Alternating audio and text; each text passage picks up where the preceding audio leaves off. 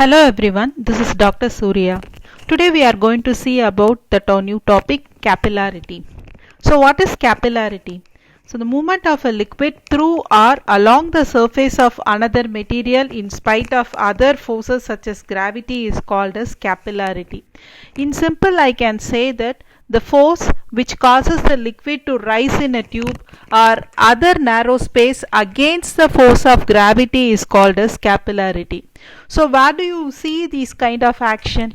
The first thing is that how do trees pump water hundreds of feet from the ground to their highest leaves? Have you ever thought of this? Why does liquid wax rise up to the tip of candle wick to be burned?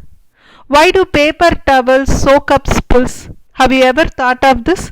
So these are all some of the examples of the capillary action, that is the movement of a liquid up through a thin tube. Mainly it is due to adhesion and cohesion. So these two factors are more important in capillary action because capillary action is a result of adhesion and cohesion. Capillary action is also found in thermometer, where fluid used it automatically rises when it comes in contact with higher temperature or falls down with lower ones.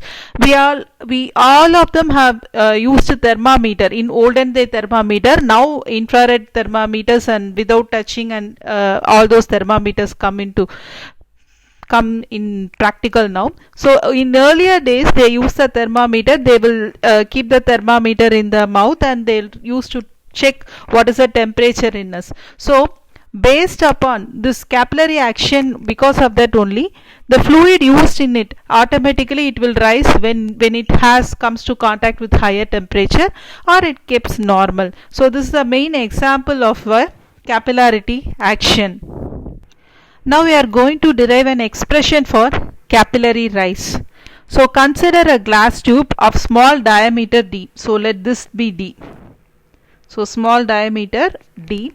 It is opened at both ends. So both the ends of the glass tube are opened and it is inserted inside a liquid. So say this liquid can be of water.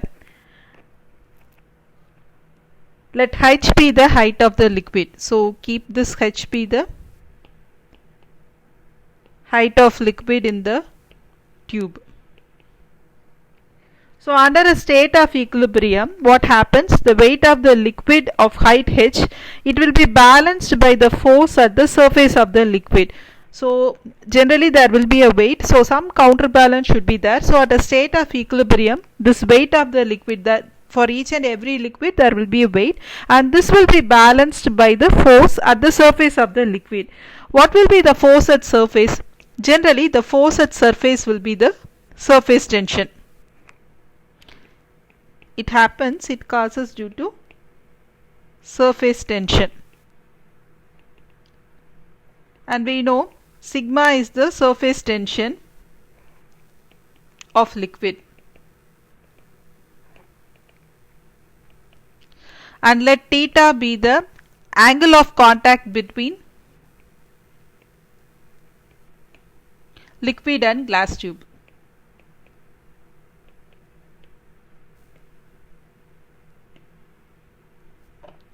You can see in the picture that this be the theta, and you all know that this will be sigma, this will be sigma cos theta and this will be sigma sin theta. So you might have learned in engineering mechanics. Now what we are going to find is what is the weight of the liquid at height h in the tube. So we are going to get the value of weight of liquid at a height h. How we are going to determine this? So already we know that specific weight is equal to weight by volume. So we have learnt earlier. So using this we are going to calculate the weight. So what will be my weight? Weight is equal to specific weight into volume. So the other formula for specific weight is equal to rho g. So let this be equation 1, let this be equation 2. Substitute 2 in 1. So weight of liquid at height h is equal to specific weight is rho g into volume. Okay, how can we calculate the volume? So we all know that L into B into H is going to be the volume. So here we are having the area of tube. So I am taking it as area of tube into height will be H. So which is rho G into area of tube. We have given the diameter. So which is pi by 4 D square into H. So this becomes rho G pi by 4 D square H. Keep this as equation number 3. Now we are going to calculate what is the vertical component of the surface tension force. Because we have to counterbalance both, that is, we have to take the equilibrium condition. Surface tensile force, which is equal to sigma into circumference into cos theta. Okay, which is sigma is my surface tension, cos theta, since because it is in the angle we are taking this cos theta, and this surface tension is acting on the circumference, so I am taking it. So which is equal to sigma into pi d will be the circumference into cos theta. So keep this as equation number 4. Now I can equate 3 and 4 under the equilibrium of conditions, which is pi by 4 d squared H rho g is equal to sigma pi d cos theta. So here pi and pi will get cancelled, one single d and another d will get cancelled. So H will be equal to this 4 will go there. So 4 sigma cos theta by rho g d. So the value of theta between water and glass tube will be approximately equal to 0. So I'm imagining that the value of theta will be equal to approximately equal to 0 degree. So cos theta will be equal to, that is cos 0 will be equal to 1. Cos 0 degree will be equal to 1. So the rise of water will be equal to 4 sigma by rho g t.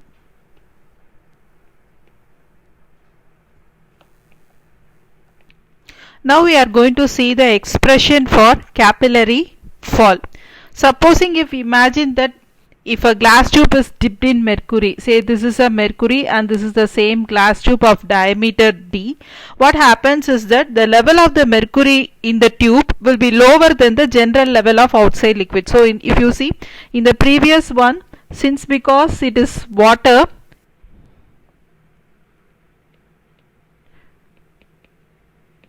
okay, since because it is water, it rises up, but in the case of mercury, the level of mercury will be down in the tube. So in that case, surface tension is acting in the downward direction. Okay, surface tension is acting in the downward direction, and that will be equal to hydrostatic force acting in the upward direction. So when you solve this, you will be getting H will be equal to 4 sigma cos theta by rho g d. So here this fall is called as H, and the value of theta for mercury and glass tube is equal to 128 degree. Okay, 128 degree. Since because it is water, we have assumed theta to be 0 degree. Here it is mercury, so we have taken it as 128 degree. We are going to solve a problem on capillary rise and capillary fall.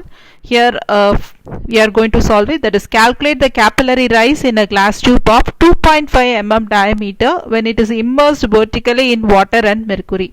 So note that when it is immersed vertically in water, automatically there will be a capillary rise, and when it is immersed in mercury, there will be a capillary fall. and they have given the surface tension sigma for water and surface tension sigma for mercury, and they are also given the specific gravity for mercury is 13.6 and the angle of contact is 130 degree.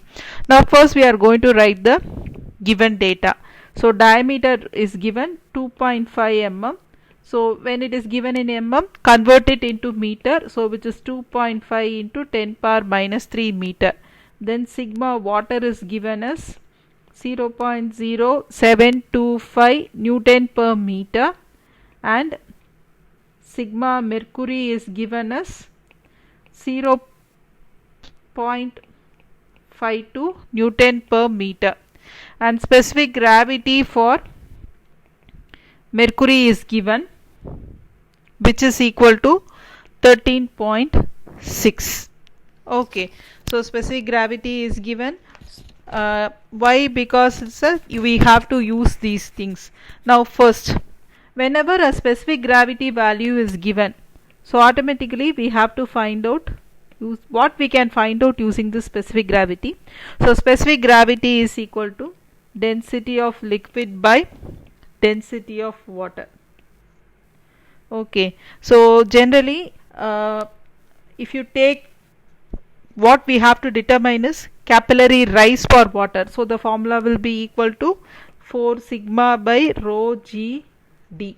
So here sigma value is given, we know the value of g and we know the value of d, but the only unknown is going to be sigma.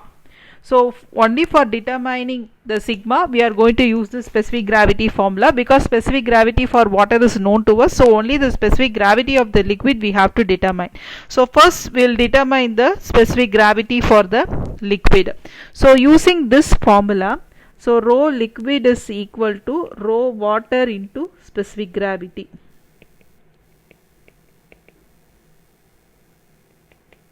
So we know rho water is 1000 and specific gravity here it is given as 13.6. okay, so 13.6 is given here, so which is equal to 13.6 into 1000, I can keep as such, kg per meter cube, or I can write 13600 kg per meter cube. So this is going to be my rho liquid. Now first thing is capillary rise for water, we have to determine that. So I'll put a part as capillary rise for water, which is theta is equal to 0 degree, because for water we have assumed that theta is equal to 0 degree. So H will be equal to 4 sigma by rho GD. So 4 into sigma for water is 0.0725 into rho value is known to us, that is 1000, and here it is 9.81 and diameter is 2.5 into 10 power minus 3. So which will be equal to 0.0118 meter. Next we are going to determine capillary fall for mercury. So which is theta will be equal to, generally it is 128 degree, but in the problem it is given as 130 degree. So keep this as 130 degree. The formula will be H is equal to 4 sigma cos theta by rho GD.